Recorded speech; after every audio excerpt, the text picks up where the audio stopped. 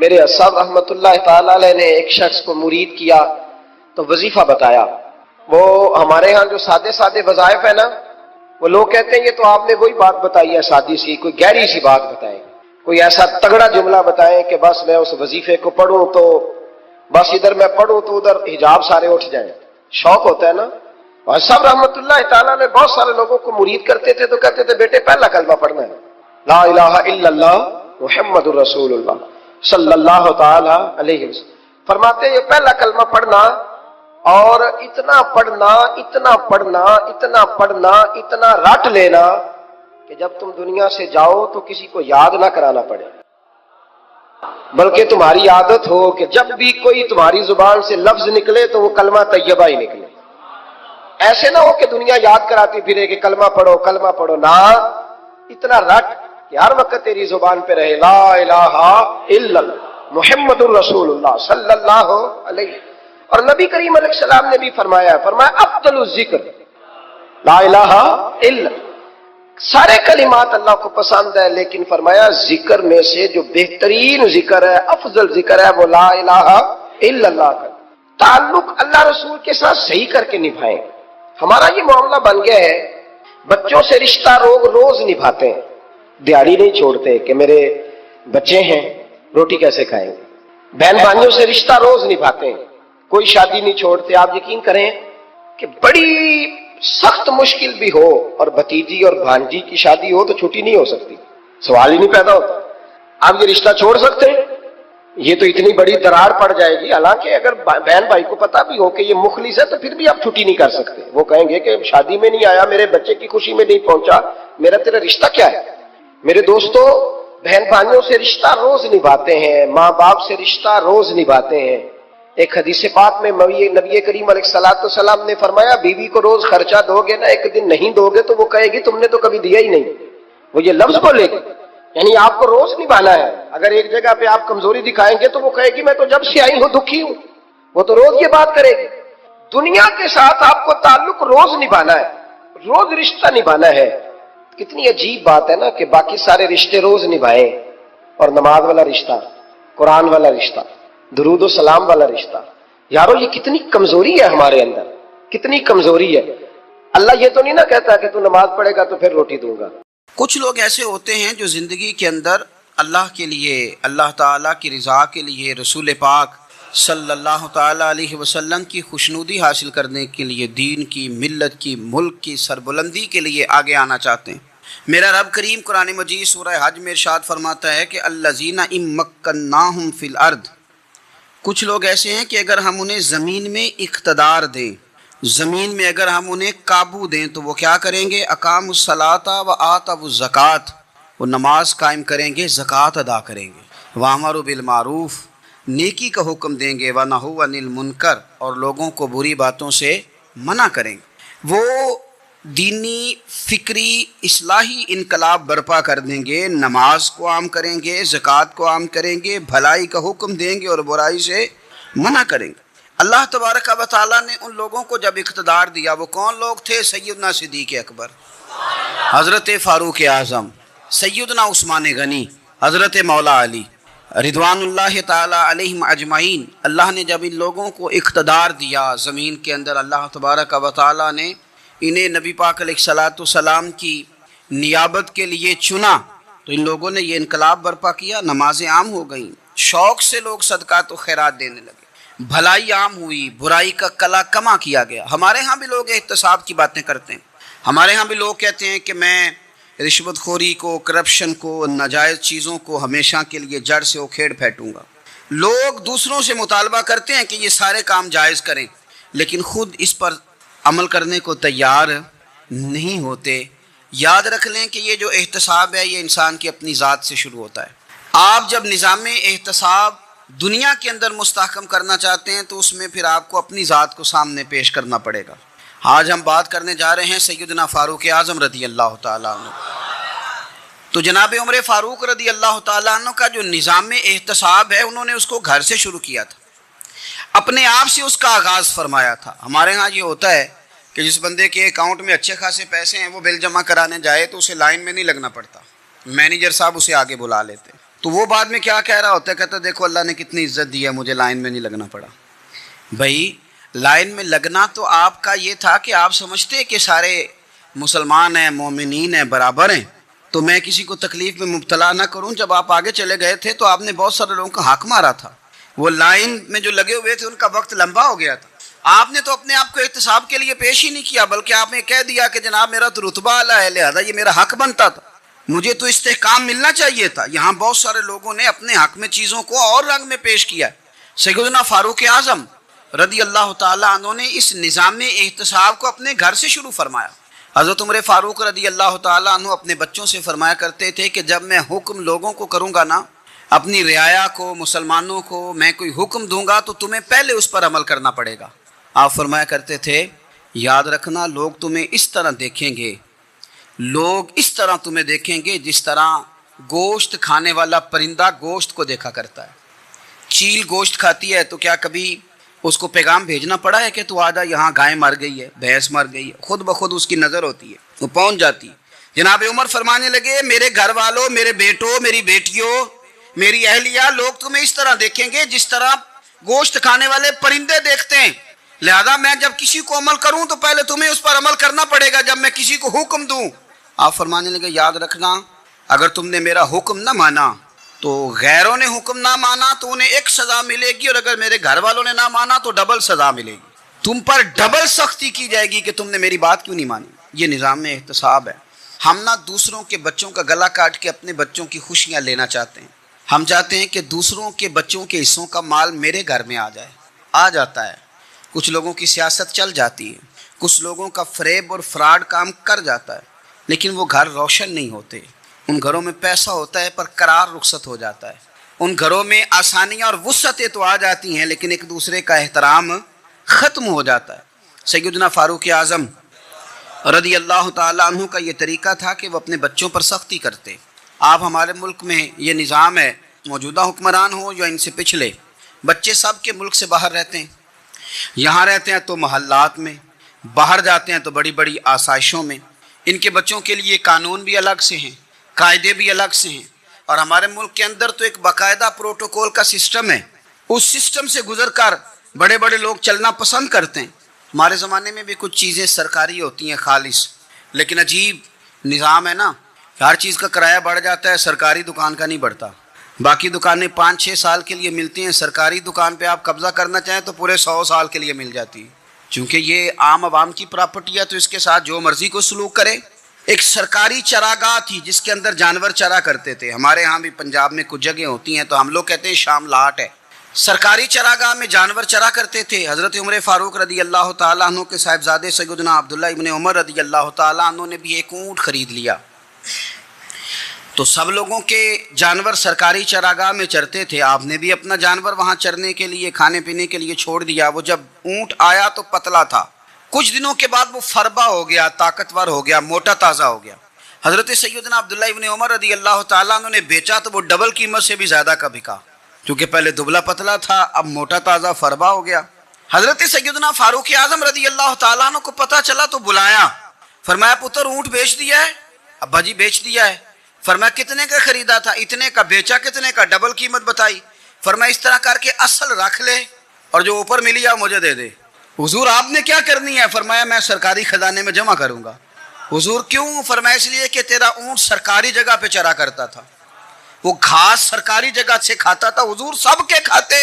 حضرت عبداللہ ابن عمر کہنے لگے سب کے کھاتے ہیں. آپ فرمانے لگے تو سب میں شامل نہیں ہے, تو امیر المومنین کا بیٹا ہے, تجھے میں یہ حق نہیں دے سکتا, تیرے اوپر تھوڑی سختی زیادہ کی جائے گی, تجھے یہ حق نہیں ملے گا. تو اپنے اونٹ کو چونکہ سرکاری چراگاہ میں چرایا کرتا تھا, لہذا تجھے وہ جو اصل رقم یہاں جمع کرانی پڑے گی. ہمارے تو بچے پہلی بات تو یہ ہے کہ بات ہی نہیں سنتے. یہ سب کے بچوں کی بات کر رہا ہوں, وہ ٹیچر کے بچے ہوں, سیٹھ کے بچے ہوں, پیر کے بچے ہوں, امام صاحب کے بچے ہوں, کسی کے بچے ہوں, پہلے تو سنتے نہیں. اور اللہ خیر کرے اگر آپ کوئی سنانا چاہیں تو فوری طور پر وہ ہوم منسٹری کے پاس پہنچ جاتے ہیں, ان کی اماں ان کی وکیل بن جاتی, آپ کہہ ہی کچھ نہیں سکتے, حالات رخ بدل جاتے. اس کا نقصان یہ ہوتا ہے کہ ان کو تراشا نہیں جا سکتا, ان کو ہیرے نہیں بنایا جا سکتا, ان کے اوپر کچھ ایسی میل کچیل چڑھ جاتی ہے جو بڑی عجیب و غریب ہوتی. اور کچھ لوگ ایسے ہوتے ہیں جو خرابی کرنے میں بھی اپنا کردار ادا کرتے ہیں, خرابی کرنے میں. اور بڑے لوگوں سے منسلک ہونے کے لیے لوگ رستے تلاش کرتے ہیں. رستے، میں چونکہ چیزوں کا مطالعہ کرنے کا بڑا شوقین ہوں، تو میری والدہ داخل تھیں کئی سال پہلے ہسپتال میں، تو مجھے اس ہسپتال میں کچھ دن رہنا پڑا. ایک پرائیویٹ ہاسپٹل تھا، تو اس میں انہوں نے جگہ جگہ لکھ کے لگایا تھا ملازمین کو بخشیش نہ دیں، ہم ان کو بڑی اچھی معقول تنخواہ دیتے ہیں، سیلری بڑی عمدہ ہے، تو لوگ بخشیش نہ دیں. میں نے جو مینجمنٹ کے لوگ تھے ہاسپٹل کے، ان میں سے ایک سے میں نے کہا کہ اگر کوئی بندہ اپنی خوشی سے دینا چاہے تو آپ نے بڑا موٹا لکھ کے لگایا برائے مہربانی ان کو بخشیش نہ دیں. اس نے بڑی قیمت، سادہ آدمی تھا پر میری بڑی اس نے مجھے بات بتائی، مجھے نفع ہوا. کہنے لگے مولوی صاحب، جب کچھ امیر لوگ اسپتال میں مریض لے کے آتے ہیں تو وہ صفائی والے کو پہلے ہی 500 روپیہ دکھا لیتے ہیں آتے ہی، پھر وہ جیسے آواز دیتے ہیں صفائی والے فٹافٹ اندر آتے ہیں، ان کا کمرہ صاف کرتے ہیں. تو سارے تو بیچارے اتنے مالدار نہیں ہوتے کہ آتے ہی پہلے کام والے کو 500 دیں. پھر نقصان کیا ہوتا ہے کہ یہ جن کی ذمہ داری ہے بہت ساری ڈیوٹیاں کرنے کی، یہ ڈیوٹی نہیں کرتے، یہ پلٹ کے ان کے طرف دیکھتے ہیں جن کے گھر سے سالن صحیح آتا ہے، ادھر ان کی توجہ زیادہ ہو جاتی ہے، جو نوٹ ان کو زیادہ دکھاتے ہیں، جو پھل لے کے آتے ہیں تو آدھا ان کو دیتے ہیں. تو ہم یہ کہتے ہیں یہ کام ہی نہ کرو، یہ اپنی تنخواہ پہ کام کریں تاکہ ہر آنے والے کا درد سمجھیں، ہر ایک کو یکساں یہ سروسز فراہم کریں. تو ہم یہ کام کرتے ہیں. ہم ایم پی اے کے اور کسی سے ہمارا تعلق نہ بنے تو ہم جناب اس کے ڈرائیور سے ہی تعلق بنا لیتے ہیں. ہم وہ جو آپریٹ کرنے والا ہوتا ہے ٹیلی فون، اسی سے بڑا تعلق بناتے ہیں، اس کو مٹھائی کا ڈبہ جلدی پہنچا دیتے ہیں. تو اسی طرح سے بڑے لوگوں کی اولادوں کو بگاڑا جاتا ہے. حضرت عاصم بن عمر رضی اللہ تعالیٰ عنہ، یہ سیدنا فاروق اعظم کے بیٹے تھے، مصر گئے تو لوگوں کو پتا چلا حضرت عمر کے بیٹے آئے، لوگوں نے تحفے دیے، بڑی بڑی چیزیں آپ کو دی، حضرت عمر کا بیٹا آیا، بڑے گفٹ دیے. تو صاحبزادے واپس آئے تو ان کے پاس بڑے تحائف تھے. سیدنا عمر فاروق رضی اللہ تعالیٰ عنہ نے دیکھا تو فرمایا ادھر لانا تحفے. کہا بھری لوگوں نے مجھے دیے ہیں. فرمایا تو نے کیوں بتایا تھا کہ میں امیر المومنین کا بیٹا ہوں؟ کہا حضور ان کو ویسے ہی پتہ چل گیا. فرمانے لگے پتر، یہ تحفے تمہیں اس لیے ملے ہیں کہ تم امیر کے بیٹے ہو، یہ تحفے تمہارا حق نہیں، چونکہ تمہیں اس کرسی کی وجہ سے ملے ہیں اور یہ کرسی مسلمانوں کی ہے، لہذا یہ حق بھی مسلمانوں کا ہی ہے. یہ لا سارے مال غنیمت میں جمع کیے جائیں. آپ اپنے گھر سے جب احتساب شروع کرتے ہیں، اپنے گھر سے، اور یہ یاد رکھیں یہ جو لوگ آتے ہیں آپ کے بچوں کو نوازنے کے لیے، یہ انہیں خراب کرتے ہیں، بگاڑ پیدا کرتے ہیں، یہ عجیب و غریب سی چیزوں میں مبتلا کر دیتے ہیں، بچوں کا نقصان ہوتا ہے کل کلام. پھر جو شاپر اچھا لے کے آئے پیر صاحب کے بچے ذرا اس سے پیار سے ملتے ہیں، نقصان ہو جاتا ہے، یہ دستے نگر ہو جاتے ہیں، یہ لوگوں کی طرف جیتے ہیں، دوسروں پہ ڈیپینڈ کرنے لگتے ہیں. حضرت ابو موسیٰ اشعری رضی اللہ تعالیٰ عنہ نے پہلے تو ایک قلین بڑا سونا تھا، تو آپ نے حضرت عمر کے گھر بھیج دیا کہ چلو ان کے گھر میں ان کی اہلیہ بچھا لیں گی. کہیں سے تحفہ آیا. پھر وہ جس کمرے میں مال غنیمت اور خزانہ رکھا جاتا تھا اس کی صفائی کر رہے تھے تو ایک دینار مل گیا. تو وہ دینار بچے سارے جا رہے تھے تو ان میں سے حضرت عمر کے ایک بیٹے کو چھوٹے کو بلایا اور بلا کے کہا پتر یہ دینار لے لو. حضرت عمر نے دیکھا کہ بیٹے کے ہاتھ میں دینار بھی ہے اور گھر میں قالین بھی ہے. ایک موقع پہ وہ قالین گیا، ایک موقع پر بچے کو ایک دینار دیا. تو حضرت عمر اپنی اہلیہ سے پوچھنے لگے یہ کہاں سے آیا قالین؟ کہا جناب ابو موسیٰ اشعری رضی اللہ تعالیٰ عنہ نے بھیجا ہے. بیٹے سے پوچھا دینار کہاں سے آیا؟ کہا مجھے انہوں نے ہی دیا ہے. آپ نے وہ دینار بھی لیا اور قالین بھی لیا اور اس کو لپیٹا اور جناب ابو موسیٰ اشعری کو بلایا اور اتنے سخت ناراض تھے. فرمانے لگے ابو موسیٰ اشعری سے کہنا میرے پاس پیدل آئے، گھوڑے پہ نہ آئے. اور جب آئے حضرت ابو موسیٰ اشعری تو جناب عمر اتنے ناراض ہوئے کہ وہ قالین لپیٹ کے تو ان کے سر پہ مار دیا. فرمانے لگے پکڑو اپنا دینار، تمہیں پورے مدینے میں میرے بیٹے کے علاوہ کوئی اور نہیں ملے گا جسے تم خراب کر سکو. میرا پتر ہی ملا تھا بگاڑنے کی، کس نے اجازت دی تم میرے بیٹے کو دینار دو؟ کیوں لائے تم میرے گھر میں قالین؟ حضرت عمر فاروق رضی اللہ تعالیٰ عنہ فرمانے لگے میں زمین پہ سونے کا عادی ہوں، زمین چٹیل بھی ہو تو رب کا بندہ بن کے سوتا ہوں تو اللہ مجھے آرام اور سکون کی نیند عطا فرما دیتا ہے. مجھے تمہارے مخملوں کی اور قالینوں کی ضرورت نہیں ہے. احتساب یہاں سے شروع ہوتا ہے بھائی. یہاں ہم نہ اپنے گھر میں بیٹھ کے مایوس باتیں کرتے ہیں اور فلانے کے بچے کہاں پہنچ گئے، فلانے کے بعد بڑا پیسہ آ گیا، میں کچے مکان میں رہوں، میں یہ کروں، دیکھو مجھے نہیں سہولی. یہ تو آپ مایوسی والی باتیں کر رہے ہیں، یہ تو آپ کمزور باتیں کر رہے ہیں. یہ تو اس طرح کی باتیں تو ہارے ہوئے لوگ کرتے ہیں. اس طرح کا لب و لہجہ تو ان لوگوں کا ہوتا ہے جو احساس کمتری کا شکار ہوتے ہیں. یہ آپ نے کس طرح کا لب و لہجہ اور اپنے بچوں کو آپ بھکاری بنا رہے ہیں تاکہ دوسروں کو دیکھیں تو مایوس ہو جائیں. اٹھ باندھ کمر کیوں ڈرتا ہے، پھر دیکھو خدا کیا کرتا ہے.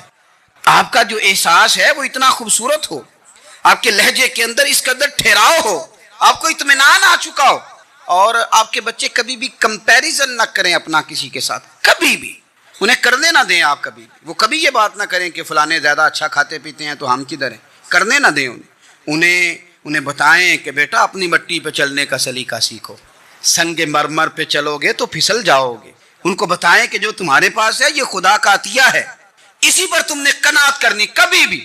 حضرت زید بن حارثہ سے نبی پاک صلی اللہ علیہ وسلم کو بڑا پیار تھا، پھر ان کے بیٹے حضور کے غلام زادے حضرت اسامہ بن زید کے ساتھ بھی حضور بڑا پیار کرتے، لیکن یہ تو مسلمہ حقیقت ہے نا کہ عظمت اور شان تو سیدنا فاروق اعظم کی زیادہ ہے۔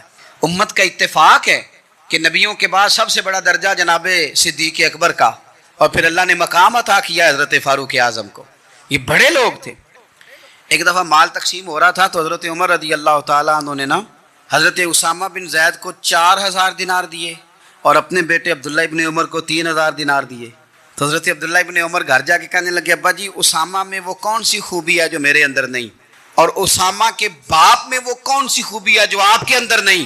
تو حضرت عمر کی عاجزی دیکھیے، حالانکہ بالاتفاق دنیا جانتی ہے کہ جناب عمر فاروق رضی اللہ تعالیٰ عنہ افضل ہیں، پھر بھی پتہ اپنے بیٹے سے کیا کہتے ہیں، فرماتے ہیں او سن یار وہ خدمت گزار ہیں نبی پاک کے، وہ بھی حضور کے گھر میں ڈیوٹی کرتے، نوکری کرتے، اور ان کے بیٹے بھی حضور کی نوکری کرتے، یہ خدمت گزار ہیں۔ فرمانے لگے اگر تو نے پوچھ لیا تو سن، پھر میری تو رائے یہ ہے کہ تیرے سے زیادہ اسامہ بن زید حضور کی نظر میں پیارے ہیں، اور اسامہ کا باپ تیرے باپ سے زیادہ نبی پاک کا پیارا ہے۔ کوئی کمپیریزن کرنے نہیں دیا، بچوں کو کسی ایسی جگہ کھڑے ہونے نہیں دیا، فرمایا یہ وجہ ہے، یہ انداز ہے کہ تو زیادہ پیارا ہے۔ حضرت عمر فاروق رضی اللہ تعالیٰ عنہ پسند نہیں کرتے تھے، ذرا برابر بھی پسند نہیں کرتے تھے کہ کوئی شخص اور مال آتا تو اپنے رشتہ داروں کو نوازنے سے بچتے۔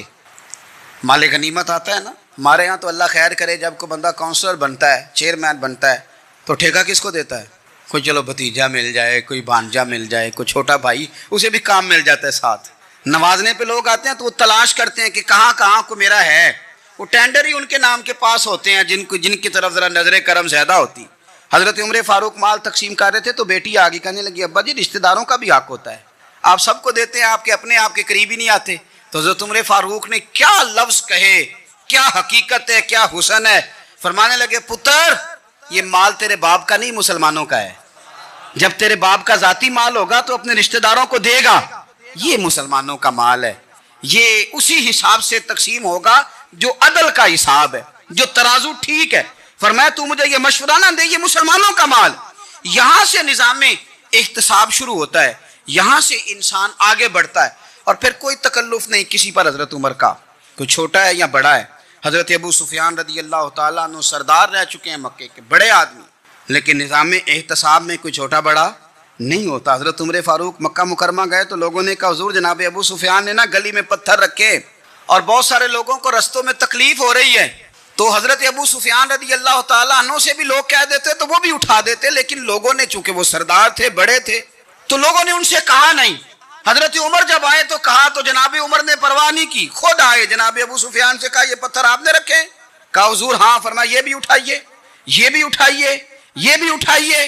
جب وہ اٹھا رہے تھے تو حضرت عمر کہہ رہے تھے شکر نہیں اللہ کا کہ عمر کہہ رہے ہیں اور ابو سفیان مانتے جا رہے ہیں، شکر نہیں۔ یہ نظام احتساب ہے کہ بڑا ہو یا چھوٹا ہو، اس کو یہ حق حاصل نہیں ہے کہ مسلمانوں کو وہ کسی تکلیف میں کسی بھی صورت میں مبتلا کرے، کہیں بھی کسی جگہ بھی، اس کو یہ والی اجازت نہیں۔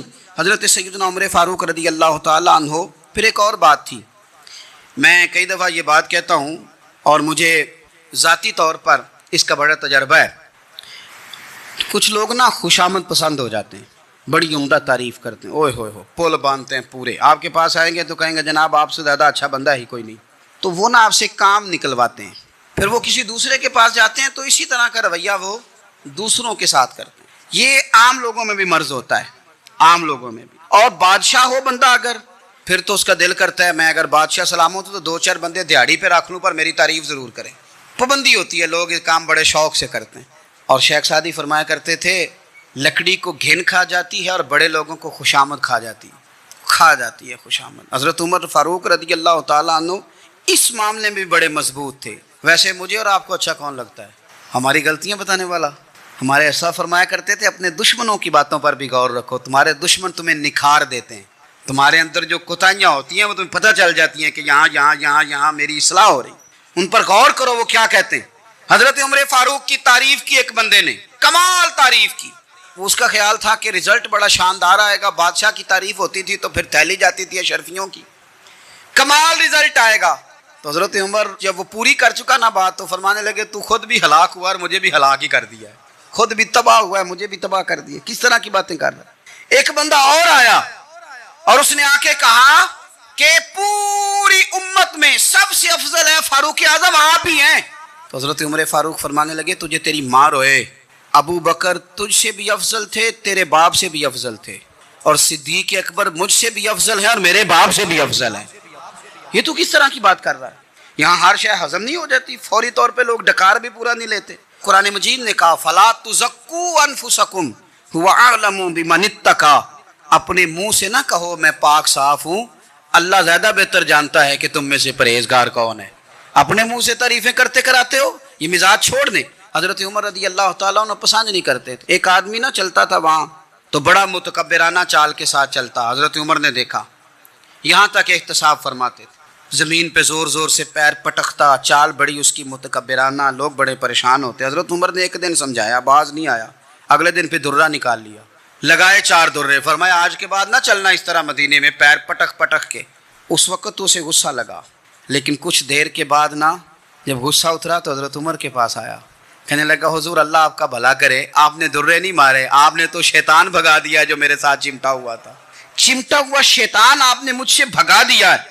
یاد رکھیں مسند امام احمد بن حنبل میں حدیث ہے, اللہ کے پیارے رسول صلی اللہ علیہ وسلم فرماتے ہیں جو دنیا میں متکبرانہ چال کے ساتھ چلتا ہے نا, قیامت کے دن وہ اللہ سے اس حال میں ملے گا کہ رب اس سے ناراض ہوگا.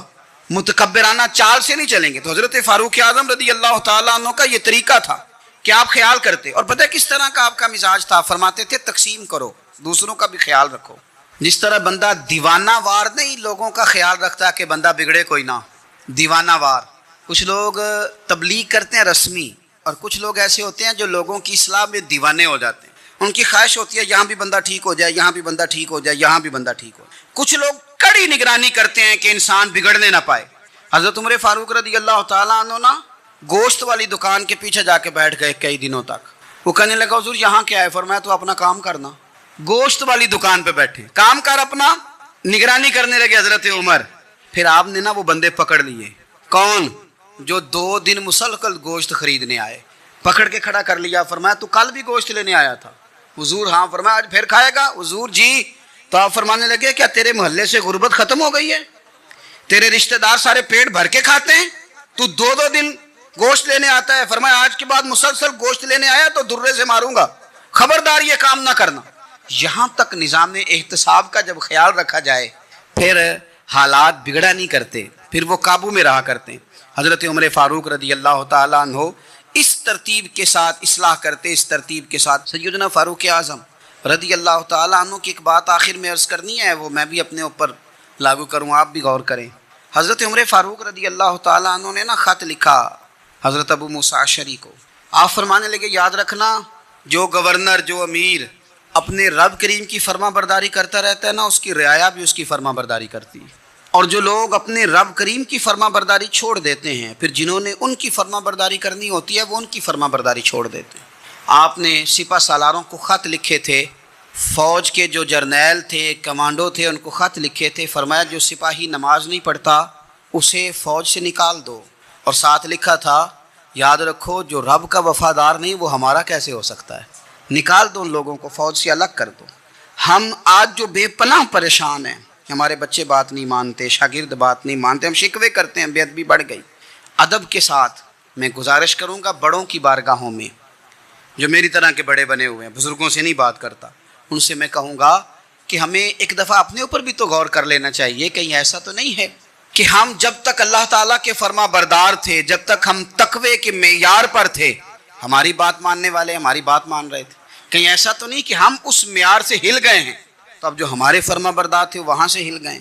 حضرت عمر رضی اللہ تعالیٰ عنہ فرمایا کرتے تھے کہ لوگوں کو عجب میں مبتلا نہیں ہونا چاہیے، خود پسندی کا جو ماحول ہوتا ہے اس سے لوگوں کو ہمیشہ نکلنا چاہیے۔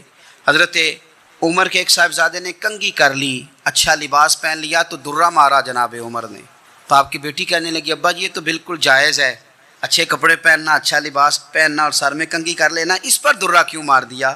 تو آپ فرمانے لگے بیٹا یہ خود پسندی میں مبتلا ہونے لگا تھا، یہ اپنے آپ کو بہت بھلا سمجھنے لگا تھا، اس کا خیال تھا کہ میں یوں میرے علاوہ کوئی نہیں، یہ اس مقام پہ جا رہا تھا جہاں اس کی تربیت رک جاتی، اس لیے درہ مارا ہے۔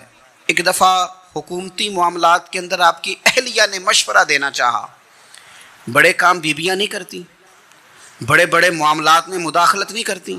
ہمارے بر صغیر میں وہ بادشاہ نہیں گزرا کہ جو فیصلہ کرتا تھا تو کرسی پہ بیٹھ جاتا تھا اور پردے کے پیچھے اس کی بیوی بیٹھ جاتی تھی، اور جب وہ فیصلہ سنانے لگتا تو یوں گردن پیچھے کرتا اور اہلیہ جو کہتی وہ فیصلہ سنا دیتا۔ لیکن ایک دفعہ خاتون نے ایک آدمی کو حضرت عمر نے معزول کیا تو آپ کی اہلیہ نے، اس آدمی کی اہلیہ حضرت عمر کی اہلیہ سے ملی ہوں گی، تو خاتون نے ذرا سفارش کرنی چاہی، تو جناب عمر فاروق رضی اللہ تعالیٰ عنہ کے ہاتھ میں عصا تھا، ڈنڈا تھا، 2-3 دفعہ زمین پہ مارا، فرمایا تمہیں کس نے اجازت دی ہے حکومتی معاملات میں مشورہ دینے کی؟ یہ مشورہ مولا علی دیں گے یا عثمان غنی دیں گے؟ آپ کو کس نے اجازت دی؟ وہ حکومتی معاملات، وہ مسلمانوں کا اجتماعی معاملہ، وہ مسلمان دیکھیں گے، آپ کو اس میں آنے کی اجازت نہیں ہے، جو آپ کی ذمہ داریاں ہیں، آپ کے حقوق ہیں، ان پر آپ بات کریں۔ تو بھائی نظام میں احتساب اپنی ذات سے شروع کریں۔